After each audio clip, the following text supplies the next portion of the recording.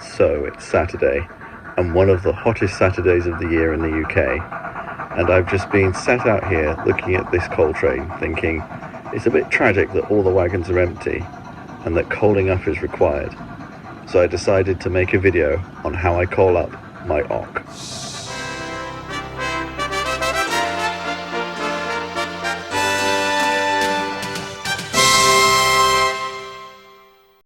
So today I'm going to be looking at coaling up 5 different wagons, and to help with this I'm going to be using 2 products. The first one is the Pico P002C, and then the other one is the Pico PA26, but we don't need to worry about that one for the time being. That can check in later.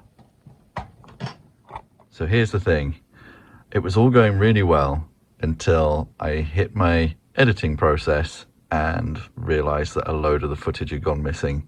The pivotal stuff, how to actually set up these things.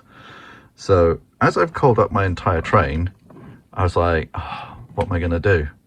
Luckily for you, I've got a continuity error, and that is I found some alternative wagons of the same types, of at least 4 of them. So as previously stated, we're first going to use the PA02C from Pico, and the first wagon we're going to look at is this, the Rapido 7 plank. This is the one with the end door, the 2024 release, so product number starting 9672. And what we're going to do is open this up. In fact, I'm just going to pour them all out because it's just easier that way. And get rid of that box.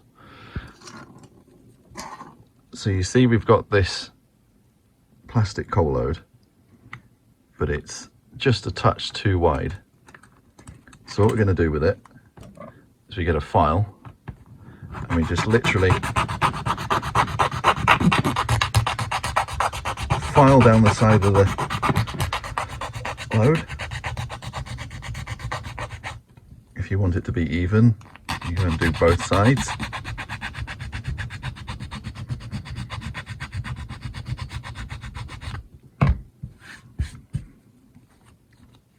So this will fit nicely now, but we have another problem, and that is that it's slightly too short.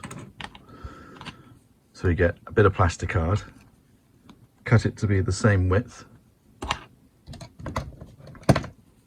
then we just cut a little strip off the end.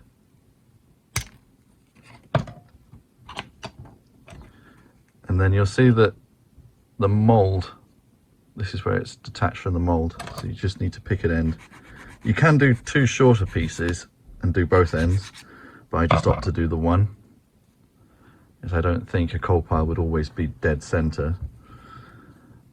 And then we get some Loctite super glue power gel. I always know it's control gel. Maybe they changed their name this week. Anyway, this stuff is great because it doesn't run everywhere, so I just want to put a little bit of it on there. And you get the piece of plastic card and you just literally put it up and it should hold. That might be a little bit much, but we'll be all right. Some adjusting time. Now at one end there is the end door. I'm just going to take that and slot it in. Yeah, there is a bit much there on camera and I've messed it up. Luckily there's a little bit of arranging time with this. Take that and we push it down solid, and you see we've got a nice little hump there. So that's the 7 plank Rapido. Then we have a Rapido 5 plank, no end door on this one, and again we take the same type. And this one, because of the inside strapping of the door, you see that there? This one needs to be ever so slightly narrower than the last one. So we'll file both sides. Try not to take your fingers off, because that's not a good idea.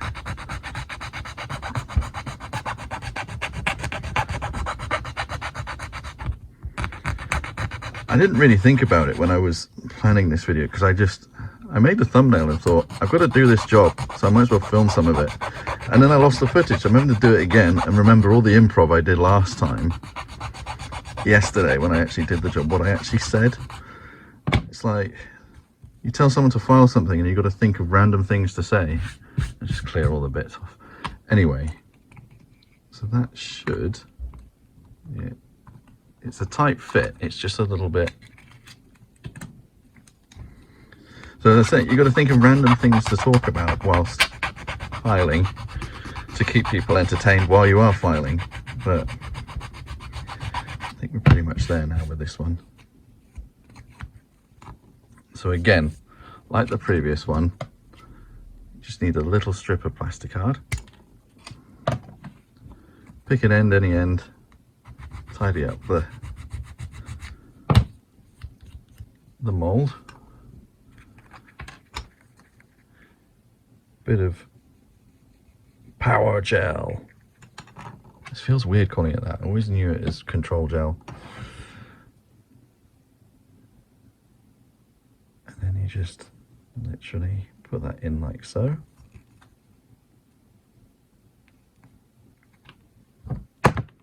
Being a 5 plank, of course, additionally need to chop the legs down because the load is too tall otherwise. So you just take a little bit off with some Xeron cutters. Bit there, bit there. Try to look at your hand and not the screen of your camera whilst doing this, because it's less likely that you'll take your finger off. And then should just place inside like so. There you are. So this is the point where it gets more complicated, because yesterday I filmed doing one of these. Now this is a Slater's Gloucester 5 plank, and I've also done a 6 plank that sits in my train, and they're both dimensionally the same. Now the load, it actually is the correct width, so it can just drop straight in. Of course you have to Xeron cut these to make it shorter. It just goes straight in, but it's a little bit too long.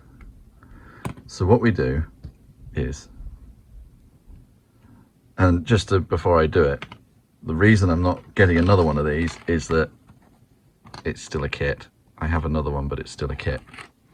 So, right. Chop the legs off.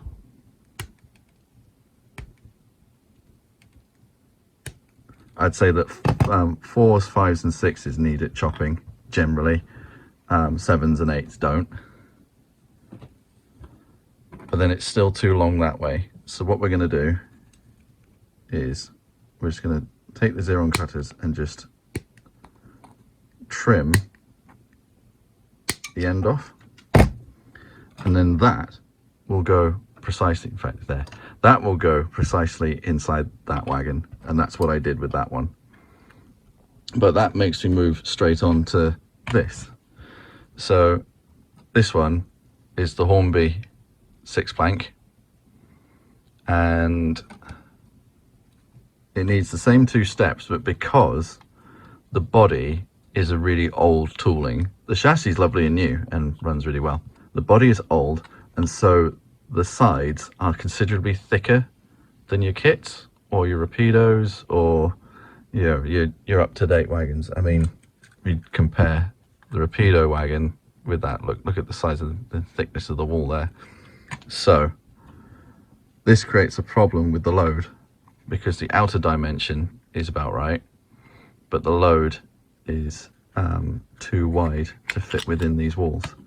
So again, on this one, I recommend you get the Xeron cutters and you just literally trim a section. You could file it, but you'd probably be there all day. So I reckon with the Hornby, it's best.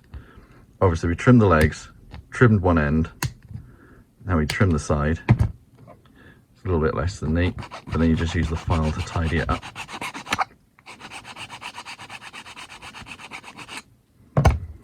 And then this should slot straight in.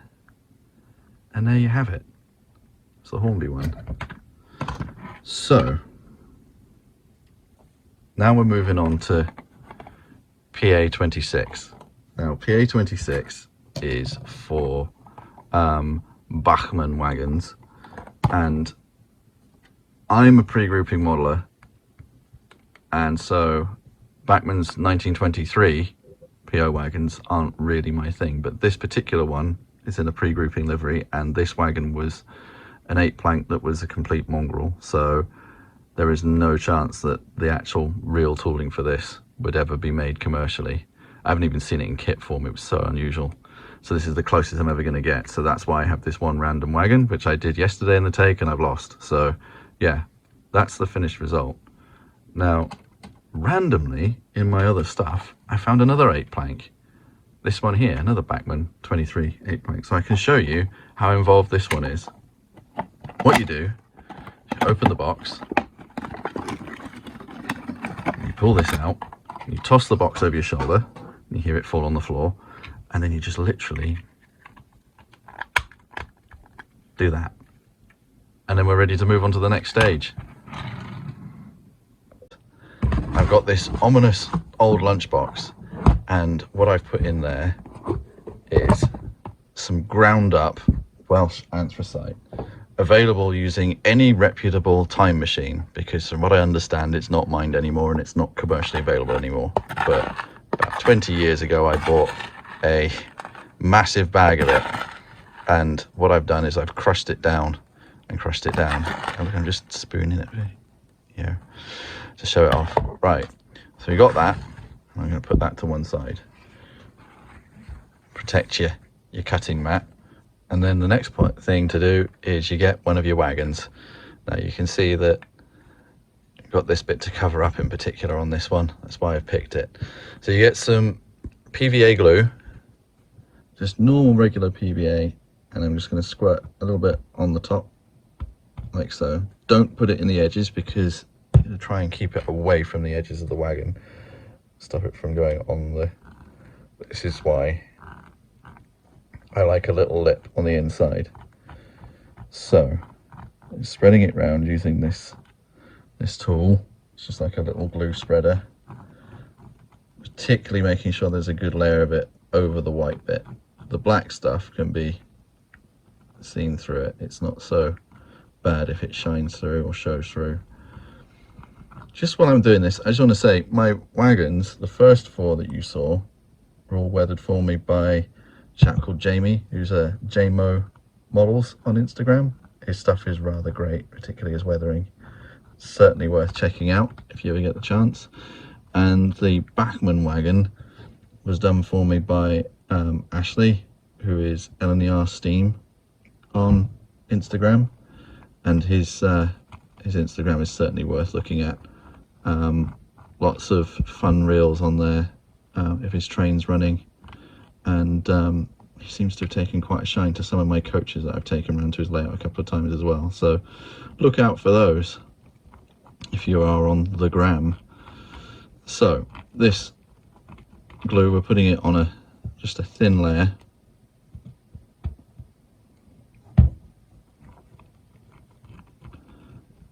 and then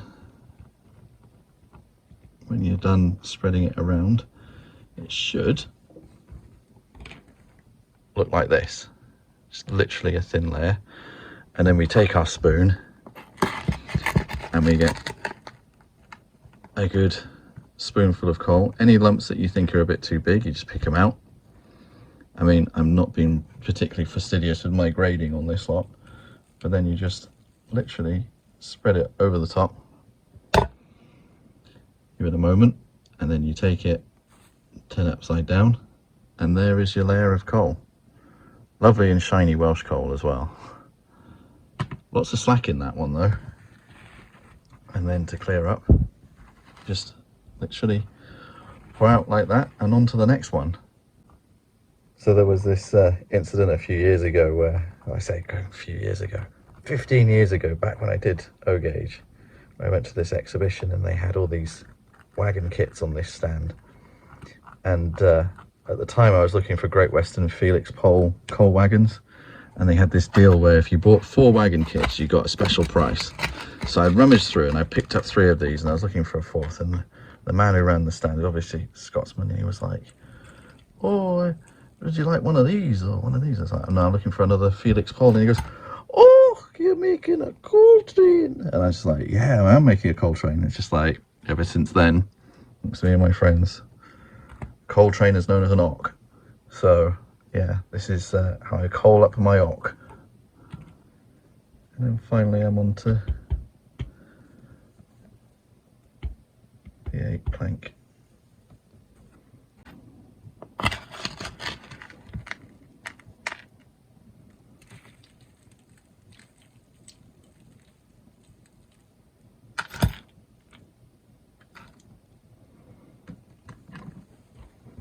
And then finally, you end up with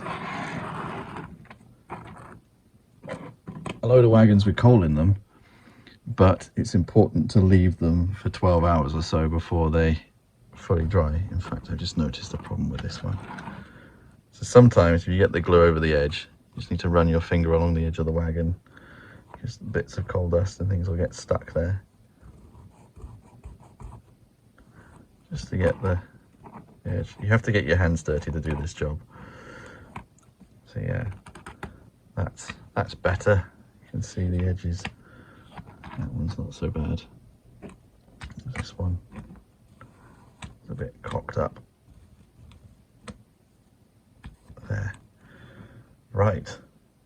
So, best thing to do with them after this is to put them in the oven, or as other people call it, the conservatory, in this heat wave, and leave it for a few hours.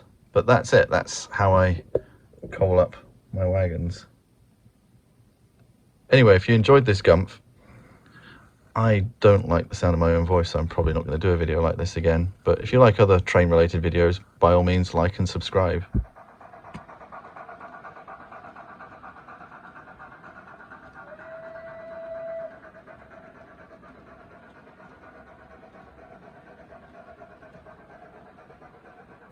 Oh, it's a coal train!